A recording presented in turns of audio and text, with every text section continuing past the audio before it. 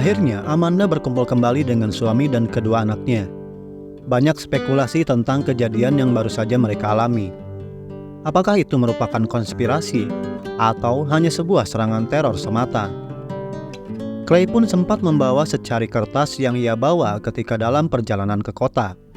Sepertinya sebuah peringatan, namun semua orang tidak paham dengan huruf yang berbahasa Arab itu. Beruntung, Archie yang pernah memainkan sebuah game bisa mengetahui arti tulisan tersebut. Ia mengatakan bahwa arti dari tulisan itu adalah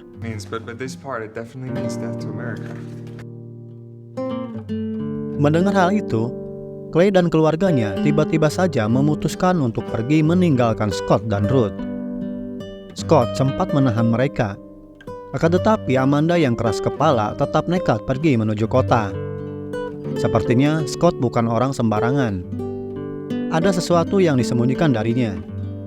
Apakah ada hubungannya Scott dengan peristiwa-peristiwa ini?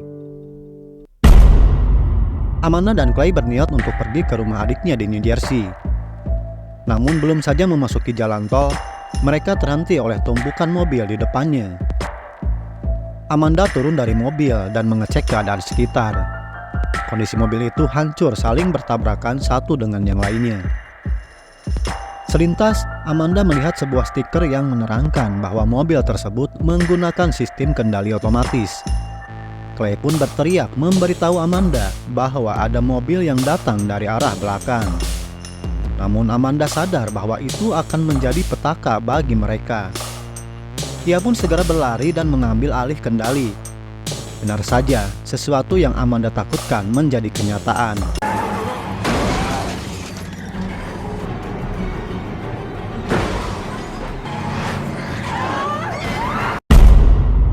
Beruntung mereka semua selamat dari kejadian itu. Dan akhirnya, Amanda memutuskan untuk kembali ke rumah Scott sementara waktu. Menjalani hari yang melelahkan, orang-orang di rumah itu kemudian beristirahat menunggu pagi tiba. Malam berlalu, pagi pun tiba. Clay membangunkan Amanda, dan Amanda membangunkan Archie yang masih tertidur.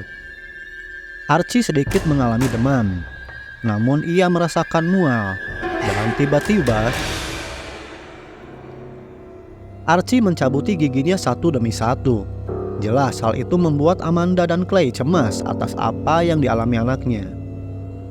Apakah penyakit yang diderita Archie ada hubungannya dengan suara keras yang mereka dengar? Atau mungkin bisa jadi sesuatu yang menggigit Archie saat di hutan. Di tengah kepanikan, Archie harus segera ditolong. Scott menyarankan Clay untuk menemui seseorang yang mungkin saja bisa membantu anaknya itu. Belum selesai masalah Archie, mereka semua dihadapi pada persoalan baru dengan menghilangnya Rose. Akhirnya mereka sepakat untuk membagi tugas. Ruth dan Amanda pergi mencari Rose, sedangkan Scott dan Clay membawa Archie ke rumah Danny yang ternyata teman dari Scott. Danny juga merupakan seseorang yang pernah dilihat Amanda ketika ia belanja di pasar waktu itu. Ternyata Danny tidak lagi ramah terhadap Scott, padahal sudah sejak lama mereka dekat dan saling mengenal. Jelas sikap Danny membuat Scott marah, dan terjadi keributan di antara mereka. Tak ingin larut dalam masalah, Clay akhirnya menawarkan sejumlah uang kepada Danny sebagai alat tukar untuk mendapatkan obat bagi Archie. Sebelum pergi, Danny memberikan sedikit informasi kepada mereka berdua tentang keterlibatan Korea dalam serangan ini. Di tempat lain, Ruth dan Amanda menyusuri hutan untuk menemukan anaknya, Rose. Mereka memasuki sebuah gubuk yang pernah Rose singgahi. Namun Rose tidak ada di sana. Di dalam gubuk mereka berdua sempat curhat satu sama lain. Akan tetapi, di tengah obrolan mereka, tiba-tiba, oh my god, rupanya mereka telah dikepung oleh sekumpulan rusa. Amanda dan Ruth dengan spontan berteriak untuk mengusir rusa itu.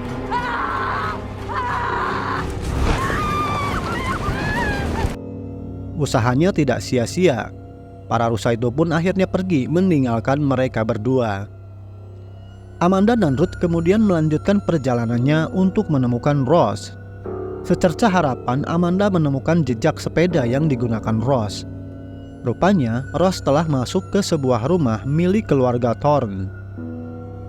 Seperti sedang tidak terjadi apa-apa, Ross dengan santai menikmati makanan yang ada di rumah tersebut. Ruang demi ruang ia masuki. Begitu banyak sekali stok makanan yang ada di tempat itu. Ross kemudian menemukan satu ruangan yang di dalamnya terdapat 2 monitor. Dari monitor itu terdapat pesan bahwa keadaan kota telah porak-poranda akibat ulah dari para tentara yang membelot kepada pemerintah. Di layar itu juga terdapat pesan untuk mencari perlindungan sesegera mungkin. Dan sampai di sini film pun tamat. Sungguh akhir yang sangat mengecewakan. Betapa tidak, dengan durasi 2 jam lebih, film ini tidak tuntas dan membuat penasaran apa yang akan terjadi berikutnya. Semoga saja ini merupakan awal season dari film ini. Untuk itu kita tunggu saja. Semoga ada season kedua yang dirilis berikutnya. Sampai jumpa, see you next time.